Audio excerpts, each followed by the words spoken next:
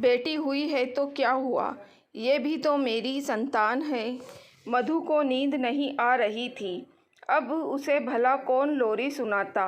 अब तो उसके सिर से माँ का साया ही हट गया है। जिस आंचल की छाँव तले वो खुश और मस्त रहती थी, आज उसी ममता की छाँव से वो वंचित हो गई है। माँ को गए 15 दिन हो गए हैं। सभी रिश्तेदार भी जा चुके थे।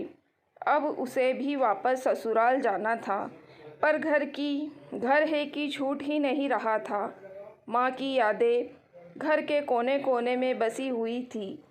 अपनी सिसकियों पर काबू रखते हुए मधु ने आज की रात निकाली, पर माँ के साथ बिताया गया बचपन का हर लम्हा उसके दिल पर छप गया था। पहले के ज़माने में कौन से हर लम्हे की फ़ोटो ली जाती थी, पर आज भी सालों पुराने वो लम्हे दिल पर छपे हुए हैं। आज आँखों से जो जीते नहीं हैं, रिकॉर्डिंग करने में व्यस्त रहते हैं और उसे कभी दोबारा खोलकर भी नहीं देखते हैं।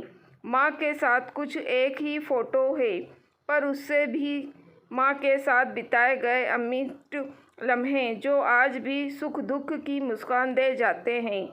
मधु की माँ विद्या जी यूँ तो ज़्यादा पढ़ी लिखी नहीं थी, पर फिर भी उन्हें दुनिया भर की समझ थी।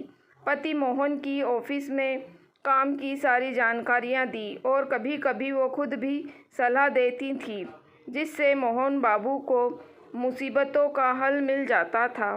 3 संतानों में मधु बीच की बेटी थी। एक बड़ा भाई और एक छोटा भाई था। 2 बेटे होने के बावजूद भी विद्या जी का मन मधु से ही बसा हुआ था। बचपन से परवरिश ही ऐसी हुई थी। मधु कभी लगा ही नहीं कि वो लड़की बनकर क्यों पैदा हो गई।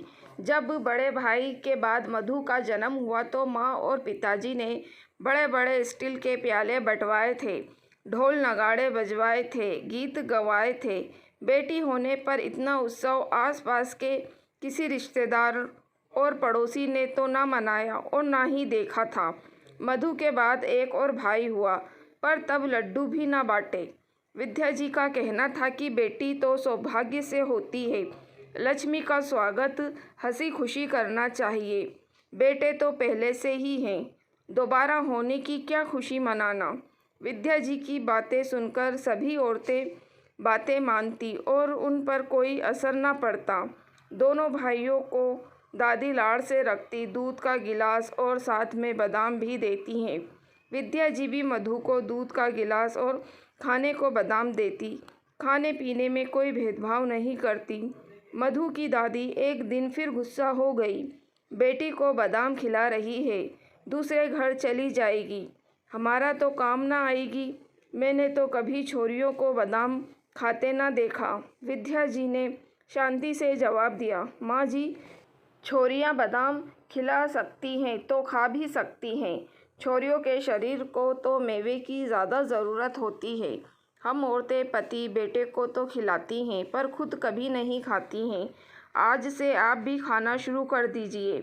और ये कहकर मधु की माँ ने अपनी सास के आगे भी दूध का गिलास और 5 भीगे बादाम रख दिए।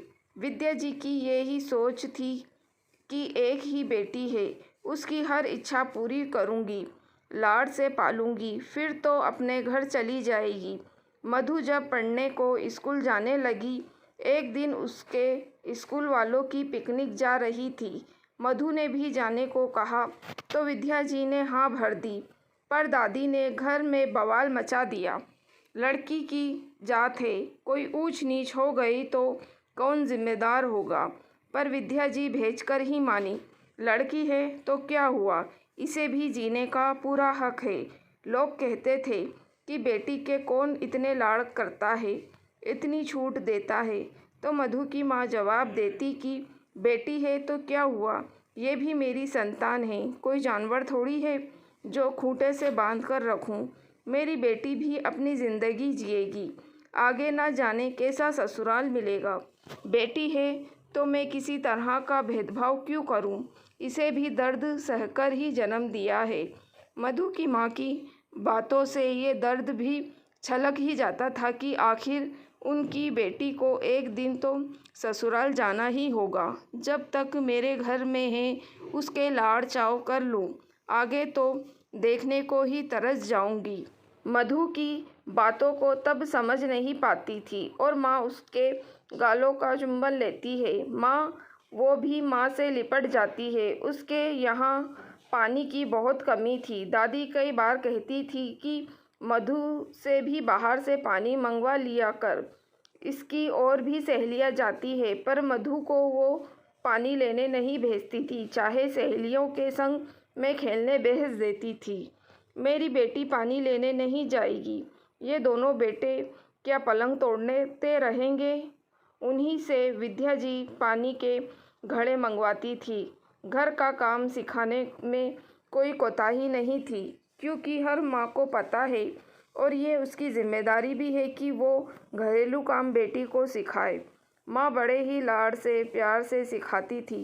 कुछ ही सालों में मधु रसोई के काम में दक्ष हो गई और घर भी अच्छे से संभालने लगी।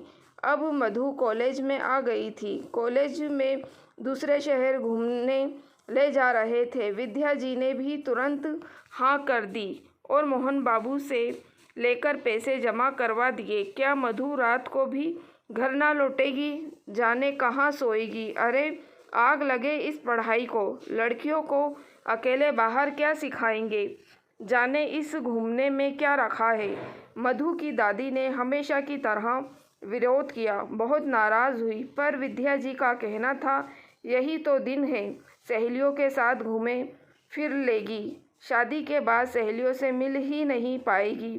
फिर अकेली थोड़ी जा रही है, पूरी बस लड़कियों से भरकर जा रही है। सब साथ में रहेंगी। मैडम भी तो है। माँ ने बचपन से लेकर यौवन तक मधु को बड़े ही लाड़ से पाला और उसकी हर इच्छा पूरी की। जब मधु ससुराल विदा हो रही थी तो विद्या जी की छाती फट रही थी। वो मधु से लिपटकर बहुत रोई। मेरी बच्ची, मैंने तेरी हर इच्छा पूरी करने की कोशिश की, ज़माने और रिश्तेदार की परवाह नहीं की। मैं बस यही चाहती हूँ तुझे कभी ये महसूस ना हो कि तू एक लड़की है तो तेरे साथ मायके में भेदभाव हुआ है। मायके थोड़े दिनों का ठिकाना होता है। यहाँ से तेरी जो भी यादें जुड़ी हैं वो अच्छी यादें हों। तुझे कभी अपने लड़की होने का अफसोस ना हो। कल को तेरी भी अगर बेटी हो तो तू भी उसकी अच्छे से परवरिश करे। मधु शादी होने के बाद अपनी गृहस्थी में व्यस्त हो गई। कुछ सालों में वो 2 बेटियों की माँ बनी। मधु की सास रोज़ ताने देती, पर मधु की नानी बहुत खुश थी। मधु अपनी दोनों बेटियों की परवरिश वैसे ही करने लगी जैसी उसकी माँ ने की थी। एक दिन सुबह खबर आई कि माँ अचानक से चल बसी। अच्छी भली रात को सोई थी, सुबह नींद ही नहीं खुली। माँ के चेहरे पर असीम शांति थी। उन्होंने अपनी बेटी को जितना प्यार दिया उतना ही बहुओं को भी दिया था। बहुओं के रो रो कर बुरी हालत थी। मधु को लगता है कि माँ कोई पुण्य आत्मा थी जो इतना प्यार लुटाकर चली गई। मधु ने अगली सुबह वापस जाने के लिए सारा सामान बांध लिया।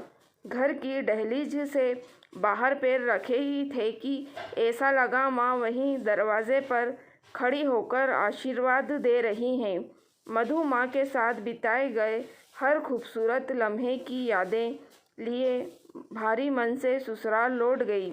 माँ के साथ बिताया गया हर लम्हा खूबसूरत और अमिट होता है। माँ सदा बच्चों को प्यार और आशीर्वाद ही देती है। अपनी माँ का सम्मान करिए, वो चाहे जैसी भी है, आपकी माँ है और आपकी अपनी बेटियों को भरपूर प्यार दीजिए, क्योंकि आप भी किसी की बेटी हैं। दोस्तों, अगर आपको कहानी पसंद आई है तो प्लीज़ आप मेरे चैनल वॉइस ऑफ नीलोफर को सब्सक्राइब ज़रूर कीजिएगा और मेरी वीडियो को लाइक और शेयर भी ज़रूर कीजिएगा। Thank you for watching.